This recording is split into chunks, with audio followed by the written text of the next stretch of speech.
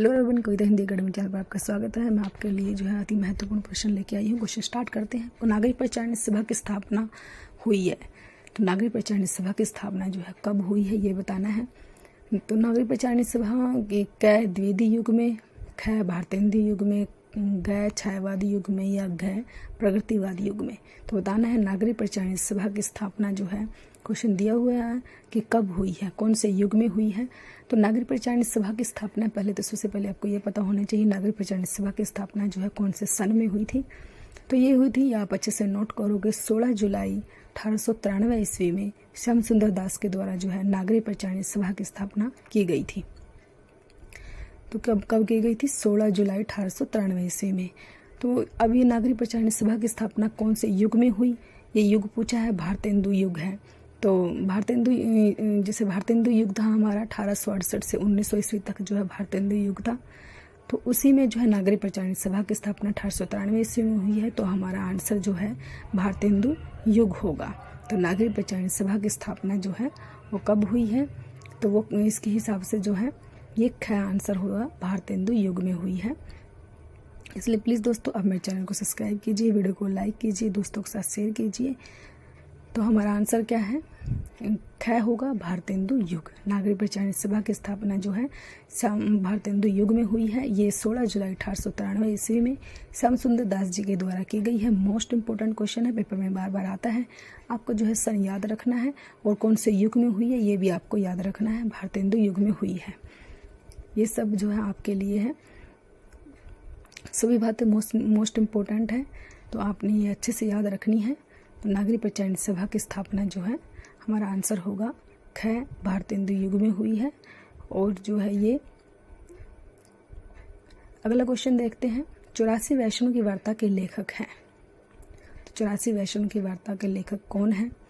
क जैनेन्द्र कुमार है, ख गोकुलनाथ है, ग नाभादास है या ग लल्लू लाल है। तो 84 वैष्णव की वार्ता जो है किसने लिखी है? मोस्ट इंपॉर्टेंट रचना है, पेपर में बार बार आती है। तो ख आंसर होगा गोकुलनाथ। गोकुलनाथ ने जो है 84 वैष्णव की वार्ता के जो है ये लेखक हैं, गोकुलनाथ जी हैं। 84 वैष्णव की वार्ता के लेखक जो है गोकुलनाथ जी हैं। अगला क्वेश्चन देखते हैं। निम्नलिखित में कौन प्रसिद्ध आलोचक है? प्रसिद्ध आलोचक पूछा है, कौन है प्रसिद्ध आलोचक, कौन है? क्या आचार्य रामचंद्र शुक्ल है, ख महादेवी वर्मा है, ग मुंशी प्रेमचंद है या घ जयशंकर प्रसाद है।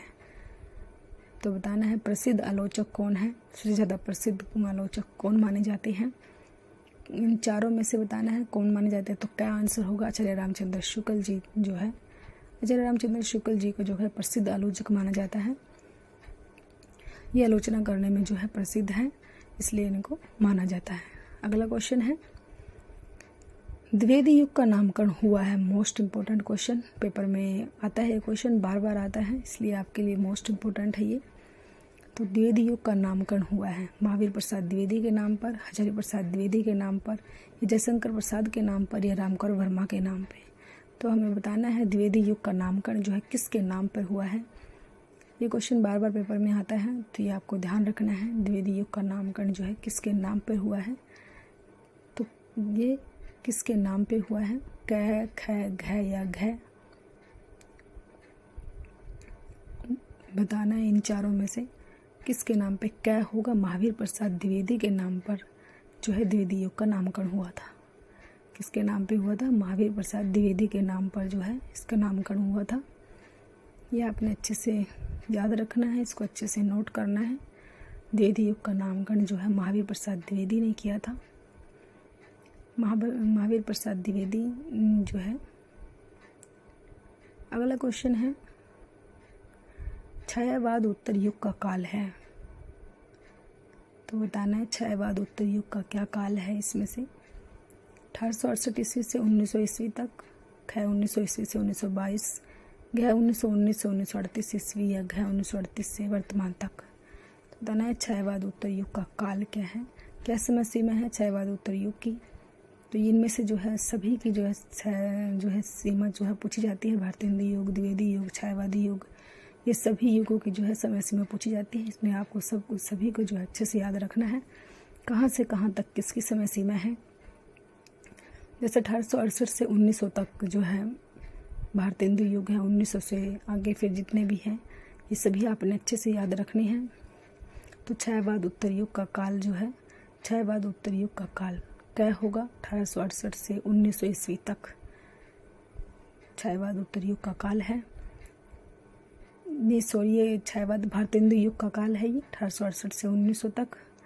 और 1922 तक ये भी इसका क्षयवाद उत्तर का ये काल नहीं है, गै भी नहीं है क्षयवाद उत्तर युग का काल, क्योंकि कै तो 1868 से 1900 तो भारतेंदु युग ही होगा, तो गै होगा 1938 ईस्वी से वर्तमान तक जो है क्षयवाद उत्तर युग का काल है। गै आंसर होगा 1938 ईस्वी से वर्तमान तक। कै ख गै ये 3 नहीं है, जो चौथा है हमारा वही इसका राइट आंसर है। क्षयवाद उत्तर युग का काल जो है 1938 ईस्वी से वर्तमान तक माना गया है। ये आप अच्छे से नोट करोगे, जो है मोस्ट इम्पोर्टेंट क्वेश्चन है, पेपर में बार बार आता है ये क्वेश्चन, तो आप इसको अच्छे से याद रखोगे। अगला क्वेश्चन है क्षयवाद उत्तर काल के लेखक। लेखक कौन है इस काल के, वो बताना है। कौन है इस काल के लेखक। कै विद्यानिवास मिश्र, ख आचार्य रामचंद्र शुक्ल, ग गुलाब राय और घ डॉक्टर श्याम सुंदर दास। तो किसने जो है, कै होगा विद्यानिवास मिश्र जो है क्षयवाद उत्तर काल के लेखक हैं। विद्यानिवास मिश्र इसका राइट आंसर है। अगला क्वेश्चन देखते हैं। नूतन ब्रह्मचारी के रचनाकार है। नूतन ब्रह्मचारी जो है किसने लिखा है। कै सदल मिश्र, ख बालकृष्ण भट्ट, ग लल्लू लाल या घ मोहन राकेश। तो नूतन ब्रह्मचारी क्वेश्चन दिया हुआ है, नूतन ब्रह्मचारी के रचनाकार कौन है। तो ख होगा बालकृष्ण भट्ट ने जो है नूतन ब्रह्मचारी को लिखा है। बालकृष्ण भट्ट ने नूतन ब्रह्मचारी को लिखा है, ख आंसर होगा इसका। अगला क्वेश्चन देखते हैं। चारुचंद्र लेख विधा है। चारुचंद्र लेख की जो विधा क्या है, वो विधा बतानी है हमें। कहानी है, उपन्यास है, निबंध है या नाटक है। निबंध है या नाटक है। तो चारुचंद्र लेख की क्या विधा है, ये विधा बतानी है। कै ख ग या घ इन चारों में से कौन सी इसकी विधा है। तो ख होगा उपन्यास, इसका राइट आंसर है। चारुचंद्र लेख जो है उपन्यास है एक, ये इसका सही आंसर होगा, चारुचंद्र लेख। अगला क्वेश्चन देखते हैं। नदी के द्वीप किस विधा की रचना है। निबंध है, कहानी है, उपन्यास है या नाटक है। नदी के द्वीप जो है इसकी विधा पूछी गई है, किस विधा की रचना है। तो ग होगा उपन्यास है, ये भी नदी के द्वीप जो है एक उपन्यास है, ये भी आप अच्छे से याद रखोगे। नदी के द्वीप जो है एक उपन्यास है, इसकी विधा एक उपन्यास है। अगला क्वेश्चन। त्यागपत्र विधा की दृष्टि से रचना है। तो त्यागपत्र क्या है, कहानी है, निबंध है, उपन्यास है या नाटक है। तो त्यागपत्र की विधा बतानी है। त्यागपत्र की क्या विधा है, तो ये ग होगा उपन्यास है, ये भी त्यागपत्र जो है उपन्यास है, ये भी आप अच्छे से याद रखोगे इनको। अगला क्वेश्चन है। डॉक्टर हजारी प्रसाद द्विवेदी का उपन्यास है।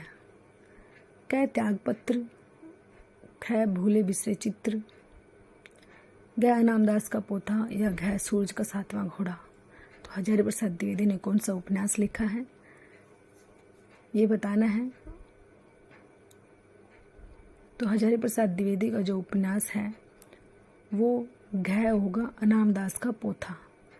हजारी प्रसाद द्विवेदी का जो उपन्यास है वो ग होगा इनामदास का पोथा, यही ग ही इनका आंसर है। त्यागपत्र नहीं है, भूले बिसरे चित्र भी नहीं है, और जो है सूरज का 7वां घोड़ा भी नहीं है। इनामदास का पोथा जो है इनका राइट आंसर है। इनामदास का पोथा जो है राइट आंसर है। हजारी प्रसाद द्विवेदी का जो है ग आंसर होगा। सूरज का 7वां घोड़ा भी नहीं है, तो राइट आंसर इसका ग हुआ, इनामदास का पोथा। कै ख और ग नहीं है, ये 3 नहीं है, लेकिन अनामदास का पोथा ही इसका हजारी प्रसाद द्विवेदी का राइट आंसर है। ये आप अच्छे से जो है अच्छे से नोट करोगे, इसका अच्छे से याद करोगे आप इसको। सभी क्वेश्चन मोस्ट इम्पोर्टेंट है आपके लिए। प्लीज़ दोस्तों आप मेरे चैनल को सब्सक्राइब कीजिए, वीडियो को लाइक कीजिए। अगला क्वेश्चन देखते हैं। रामवृक्ष बेनीपुरी की रचना है। रामवृक्ष बेनीपुरी ने कौन सी रचना लिखी है? क्या वोल्गा से गंगा तक, वाग विलास, गए पतितों के देश में, गह चिंता।